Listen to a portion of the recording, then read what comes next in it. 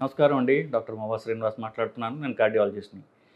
Heart problem ఉంటే అది ఛాతీలో నొప్పి ఉన్నా లేకపోయినా ఎడమ భుజం నొప్పొస్తుంది. ఎడమ చెయ్యికి అది ఎడమ చెయ్యి లాగుతుంది. లేకపోతే ఎడమ చెయ్యి నొప్పిలాగా ఉంటుంది. ఇలాంటిది బాగా ప్రజల్లో బాగా ఏంటంటారంటే ప్రాచుర్యంలోకి వచ్చేసినటువంటి సింప్టమ్. వాళ్ళకసలు నిజానికి ఛాతీలో నొప్పొస్తుందని కూడా వాళ్ళకి మర్చిపోయారు. ఎడమ భుజం నొప్పి, ఎడమ చెయ్యి నొప్పొస్తే అది ఖచ్చితంగా గుండె సంబంధించినటువంటి నొప్పే అని వయసుతో సంబంధం లేకుండా అందరూ కూడా గుండె డాక్టర్ల దగ్గర రావడం జరుగుతూ ఉంటుంది. నా దగ్గరికి వస్తారు. ప్రతి డాక్టర్ దగ్గరికి పోయేటప్పుడు ఇవే కామనెస్ట్ ప్రాబ్లమ్‌గా ఇదే చెప్తుంటారు.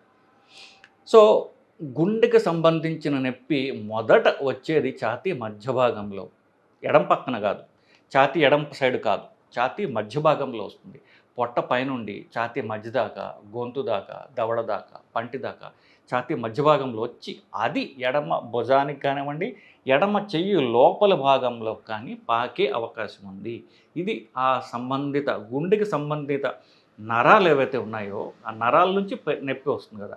ఆ నరాలకు ఈ ఎడమ చెయ్యి లోపల భాగంలో కూడా, లోపల భాగం అంటే ఈ లోపల భాగంలో కూడా సప్లై చేస్తాయి. కాబట్టి ఆ ఏరియాలో కూడా నొప్పి వచ్చేటువంటి అవకాశం ఉంది కాబట్టి ఇది టిపికల్‌గా వస్తుంది. కానీ కామన్‌గా అందరూ భయపడేది నాకు ఎడమ భుజం నొప్పి ఉంది, ఎడమ చెయ్యి నొప్పి ఉంది. సో, నాకు గుండె ప్రాబ్లమ్ ఉందో లేదో రూల్ ఔట్ చేసుకోవాలి అని చెప్తారు.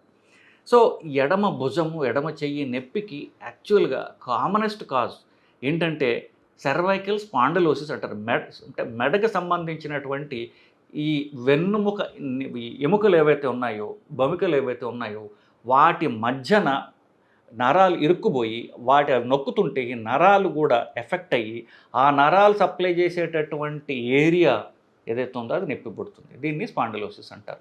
అంటే మెడకు సంబంధించినటువంటి ఎముకలు ఏవైతే ఉన్నాయో అవి వయసుతో కొంత ఏమవుతుందంటే అవి కొంచెం ఆ వయసుతో సంబంధించినటువంటి చేంజెస్ రావటం వల్ల అవి ఈ 2 ఎముకల మధ్యన నరం పోతూ ఉంటుందన్నమాట. సో, ఈ ఎడమ పక్కన ఉన్నటువంటి ఎముకల పక్క నుంచి వచ్చేటువంటి నరం ఎక్కడ సప్లై చేస్తుంది? ఎడమ చేయికి సప్లై చేస్తుంది. ఇట్లాగే మెడ మీద నుంచి వచ్చేటువంటి నరం కుడి వైపున దేనికి సప్లై చేస్తుంది? కుడి చేయికి సప్లై చేస్తుంది. సో, ఒకవేళ ఈ ఎముకల మధ్యలో వచ్చే నరం ఎడమ పక్కన ఎఫెక్ట్ అయిందనుకోండి, ఎడమ భుజం నొప్పి వస్తుంది, ఎడమ చెయ్యి నొప్పి వస్తుంది. కానీ గుండెకి సంబంధించిన నొప్పి చెయ్యి లోపల భాగంలో వస్తుంది. ఆల్మోస్ట్ లైక్ మీకు చిటికెన్ వేలు ఆ ఏరియా వస్తుంది తప్ప బయట ఏరియాకి అంత కామన్‌గా రాదు. సో, మీకు చెయ్యంతా నొప్పో, చెయ్యి బయట భాగంలో నొప్పో, లేకపోతే ఈ భుజం చెయ్యి నొప్పి ఇట్లా ఉన్నట్లయితే మోస్ట్లీ అది ఎముకల ప్రాబ్లం అయ్యి ఉండే అవకాశం ఉన్నది.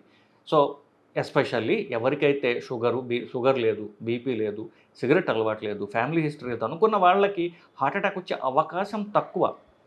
వాళ్ళకి ఎస్పెషల్లీ 60-50 ఏళ్ళు దాటిన తర్వాత చాలామందికి మెడ ఎముకల ప్రాబ్లమ్స్ కూడా చాలా కామన్‌గా వస్తుంటాయి. మెడ ఎముకల్లో ప్రాబ్లమ్ రావటం, నడుము ఎముకల్లో ప్రాబ్లమ్లు రావటం ఇవన్నీ కూడా సర్వసాధారణంగా జరుగుతూ ఉంటుంది. ఎస్పెషల్లీ బరువు ఎక్కువగా ఉన్న వాళ్ళల్లో. ఈ ఎముకలు ఆ బరువు వల్ల ఎముకలు ఒకదాని మీద ఒకటి నొక్కుకుపోయి ఆ ఎముకల మధ్యలో ఉన్నటువంటి నరాల మీద రాపిడి పడి ఆ నరం సప్లై చేసేటటువంటి ఏరియా ఏదైతే ఉందో అది ఎఫెక్ట్ అవ్వడం జరుగుతూ ఉంటుంది. సో, ఎడమ భుజం నొప్పి అన్నిసార్లు గుండెకి సంబంధించిన నొప్పి వల్ల కాకపోవచ్చు. అది ఈ స్పాండిలోసిస్ అంటే మెడ నరాలకు సంబంధించినటువంటి నరాలు ఎఫెక్ట్ అయ్యే అవకాశం కూడా ఉన్నది. ఆఫ్‌కోర్స్ ఈ నరాలు నొక్కుకుపోయి స్పాండిలోసిస్ వల్ల ప్రాణాలు పోవు. గుండె హార్ట్ అటాక్ వస్తే ప్రాణాలు పోయే అవకాశం ఉంది. ఇది మీకు ఒక ఐడియా కోసం చెప్తున్నాను. కానీ ఎడమ భుజం నొప్పి ఉన్నట్లయితే ఈసీజీ ఒక్కటి తీయించుకోండి సరిపోతుంది. ఈసీజీ పెద్ద ఖరీదైన పరీక్ష కాదు. 100-150 రూపాయల్లో మీకు ఎక్కడన్నా మీరు తీయించుకోవచ్చు. ఒక ఈసీజీ తీయించుకోండి. ఈసీజీ నార్మల్ అయితే ఇది గుండెకి సంబంధించిన నొప్పి కాదు. లేదా ఒక ట్రోపోనిన్ చేయించుకోండి. ట్రోపోనిన్ ఈసీజీ నార్మల్ ఉన్నట్లయితే ఈ గుండె పర్మనెంట్గా 100% మనం రూల్ అవుట్ చేసేయవచ్చు. ఇకపోతే ఎడమ భుజం నొప్పి, ఎడమ చేయి నొప్పి అప్పుడు ఈ స్పాండిలోసిస్ నొప్పి అయ్యే ఉంటుంది. ఇకపోతే ఒకవేళ అది స్పాండిలోసిస్ అంటే మనం ఏం చేయాలి? ఈ ఎముకలకు సంబంధించినటువంటి ప్రాబ్లం కదా ముఖ్యంగా ఇది. ఎముకలకు సంబంధించిన ప్రాబ్లమ్స్‌కి నొప్పి తగ్గించే మందులు తప్ప పెద్ద మార్గాలు లేవు. 2 మార్గాలు.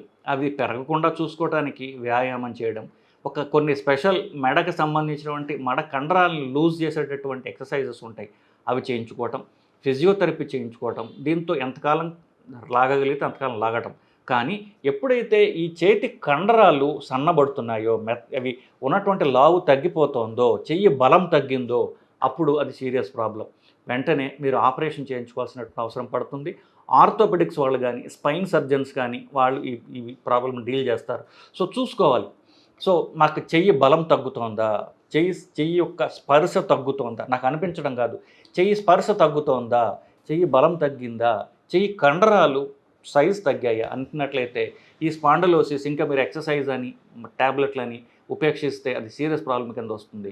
మీరు వెళ్ళి ఆపరేషన్ చేయించుకుని ఆ బ్లాక్ రిలీవ్ చేసినట్లయితే ఈ నరం పర్మనెంట్గా డ్యామేజ్ కాకుండా మనం కాపాడుకోగలం. సో ఇదండి హార్ట్ అటాక్కి క్లోజ్గా ఉండేటటువంటి ఒక మిమికింగ్, ఏదైతే హార్ట్ అటాక్ లాగా అనిపించేది ఏంటంటే మెడకి సంబంధించినటువంటి స్పాండిలోసిస్, మెడ ఎముకల మధ్యన ఇరుక్కుపోయి నలిగిపోయేటటువంటి నరాల నుంచి వచ్చేటటువంటి ఇష్యూ. సో దీన్ని ముందు ఈసీజీ అలాగే ట్రోపోనిన్ పరీక్ష చేసుకుని హార్ట్ ప్రాబ్లం రూల్ అవుట్ చేసుకున్న తర్వాత ఈ స్పాండిలోసిస్ సంబంధించినటువంటి వీడియోస్ ఉంటాయి, మీరు యూట్యూబ్లో చూడొచ్చు. స్పాండిలోసిస్ మెడ అంటే నెక్ స్పాండిలోసిస్ సింపుల్ ఎక్సర్సైజెస్ అని యూట్యూబ్లో మీరు టైప్ చేసినట్లయితే మీకు దానికి సంబంధించినటువంటి సింపుల్ ఎక్సర్సైజెస్ వస్తాయి. అది మీరు పొద్దున్న సాయంత్రం 2 సార్లు రెగ్యులర్గా చేసుకున్నట్లయితే మెడ ఎముకలు కాస్త వదులుగా అయ్యి లూజ్ అయ్యి ఆ నరం మీద కంప్రెషన్ తగ్గి మీ ప్రాబ్లం మీరు మీ సొంతగా మీరు సాల్వ్ చేసుకున్నటువంటి అవసరం ఉంటుంది. కానీ నేను చెప్పినట్టుగా సెన్సేషన్ తగ్గిన, చేతి మీద బలం తగ్గిన, లేకపోతే చేయి కండలు సన్నబడుతున్న ఆపరేషన్ అవసరం పడవచ్చు.